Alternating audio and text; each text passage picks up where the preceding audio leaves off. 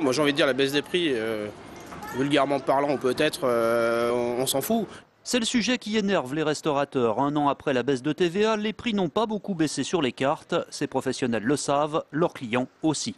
Les restaurateurs ont encaissé la différence de la TVA et ne l'a pas répercuté d'une manière générale aux clients.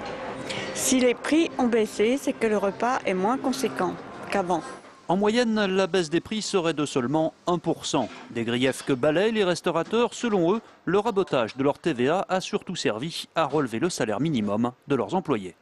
Aujourd'hui, il n'y a plus de smicard tout simplement dans la restauration. Aujourd'hui, une revalorisation de la grille salariale, excusez-moi. Donc avec un SMIC supérieur à un SMIC droit commun de 25%, donc à 1 663 €, qui est obligatoire depuis le 1er mars 2010. Aujourd'hui, on a aussi lancé un appel d'offres avec les autres organisations syndicales pour mettre en place une mutuelle en juillet ou août prochain. Donc on continue toujours à avancer. Mais selon la CGT, ces avancées en termes de salaire n'ont pas encore été constatées. Et le premier résultat qu'on a, on tourne à 0,5 et 1% d'augmentation de salaire. Et l'emploi, on voit bien les résultats du chômage aujourd'hui, malheureusement encore dans ces métiers-là, on a une précarité et on n'a pas beaucoup d'embauches. Les embauches, c'était précisément l'autre promesse des restaurateurs et la l'INSEE a déjà fait ses comptes.